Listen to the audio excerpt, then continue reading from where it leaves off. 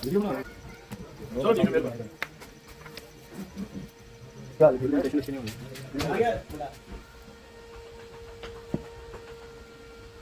ਮਾਤਾ ਜੀ ਕਿਸ ਤਰ੍ਹਾਂ ਕਹਿੰਦਾ ਤਾਂ ਮਿਕਸ ਕਿਆ ਬਣੀ ਹੋਈ